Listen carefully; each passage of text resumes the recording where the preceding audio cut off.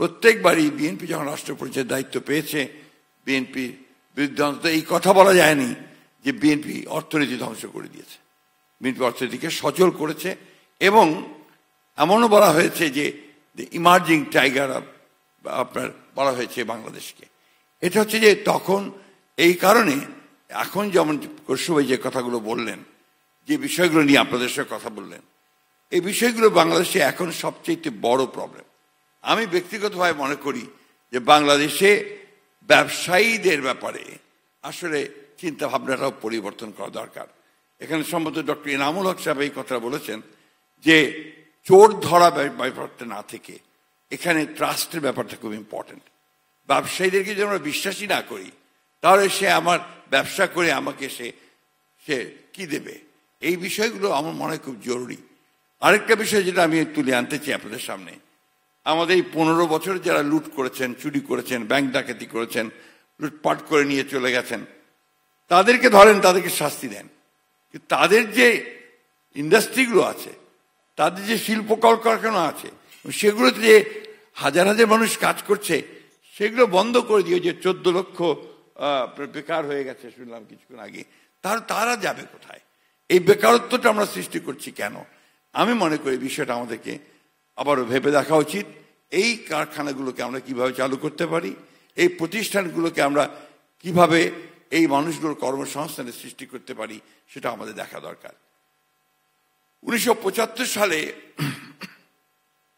যখন আপনার পট পরিবর্তন হলো, তো সেই সময় অনেকে ভেবেছিল যে তারপরে বাংলাদেশ বোধহয় ডুবেই যাবে, কিন্তু শহীদ প্রেসিডেন্ট জিয়াউর রহমান সাহেব কিন্তু টেনে উপরে তুলেছিলেন একটা বটমলেস বাস্কেট থেকে, সেটাকে তিনি একটা সম্ভাবনার একটা জনপদ তিনি তৈরি করতে সক্ষম হয়েছিলেন। আমাদের দুঃখিত, আমাদের কৃষকদের কিন্তু প্রচুর উৎপাদনশীলতা আছে। আমরা যদি তাদেরকে ঠিক মতো সাহায্য করতে পারি, তাদের সার, বীজ এবং সেচ যদি ঠিক মতো পৌঁছাতে পারি, তাহলে কিন্তু আমরা এই জায়গাতে আরো বেশি, যেটুকু আমরা অর্জন করছি অনেক বেশি অর্জন করতে পারবো। আপনারা একটা জিনিস খেয়াল করে দেখুন, 1971 সালে 32 ইঞ্চি জেভিকো টিভি এখন মাত্র 15,000 টাকায়, সাথে পাচ্ছেন 3 বছরের প্যানেল ওয়ারেন্টি।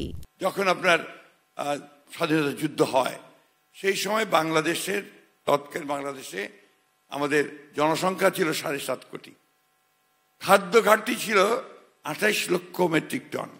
আমার মনে হয় এখানে জাহাঙ্গীর সাহেব আছেন সামনে বসে, উনি ভালো বলতে পারবেন, অর্থনীতি কৃষির মানুষ। সেই বাংলাদেশ কিন্তু এখন প্রায় খাদ্যে স্বয়ংসম্পূর্ণ, অর্থাৎ এই খাতে কিন্তু আমরা যথেষ্ট অর্জন করেছি, যেটা আমাদের কৃষক, আমাদের কৃষি বিজ্ঞানী এবং যারা কৃষিতে কাজ করছেন তাদের যথেষ্ট অবদান রয়েছে।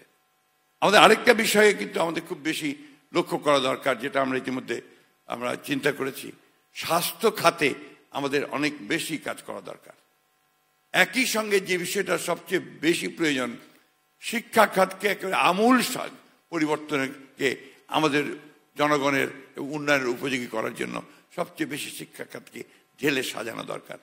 এই বিষয়গুলোতে আমরা ইতিমধ্যেই চিন্তা করেছি এবং আমরা অবশ্যই সামনে যে আপনার এখানে আছে ভবিষ্যৎ পথরেখা, শুধু অর্থনীতির, এটাতে শুধু অর্থনীতির পথরেখা হলেই হবে না, সঙ্গে সঙ্গে রাজনীতির পথরেখাটাকেও কিন্তু আপনার স্টেবল হতে হবে, তাকে স্থিতিশীলতা থাকতে হবে, তার একটা স্থায়িত্ব থাকতে হবে।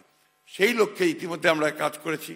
আমরা সবাই জানি যে আমরা আপনার এই যে রিফর্মসগুলো করেছি, তার চার্টারে সই করেছি, ঘোষণাপত্রে সই করেছি, এবং একটা জিনিস আমি খুব পরিষ্কার করে আপনাদের সামনে বলতে চাই যে বিষয়গুলো আমরা সই করেছি, রিফর্মসের যে প্রস্তাবগুলো এসেছিল, এ সব কিন্তু আমরা অনেক আগেই দিয়েছি।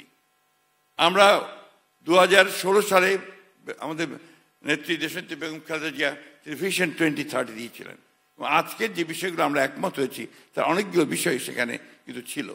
একই সঙ্গে 2023 সালে আমরা আপনার 31 দফা দিয়েছি, যার মধ্যে আজকের ইকোনমিক রিফর্মস, পলিটিক্যাল রিফর্মস প্রায় সবগুলো বিষয় এখানে রয়েছে। সামগ্রিকভাবে আমরা বাংলাদেশকে সবসময়ই আমরা একটা নতুন বাংলাদেশ শুধু নয়, আমরা একটা সমৃদ্ধ বাংলাদেশ হিসাবে দেখতে চেয়েছি। একটা যেখানে সব মানুষগুলোই তারা অন্তত একটা বেটার লিভিংয়ে থাকবে, ভালো অবস্থায় থাকবে এবং একটা ভালো গভর্নেন্সের মধ্যে থাকবে এবং ডেমোক্রেসিকে সবচেয়ে বেশি গুরুত্ব দেবে, এই বিষয়টা আমরা দেখতে চাই। আমরা চিন্তা করেছি এবং আমরা যেভাবে আমরা সামনের দিকে এগিয়ে যাব আমাদের অতীত অভিজ্ঞতাকে নিয়ে, সেটা হচ্ছে যে সত্যিকার অর্থেই বাংলাদেশকে একটা গণতান্ত্রিক, একটা সমৃদ্ধ একটা বাংলাদেশ হিসেবে আমরা পরিণত করতে চাই।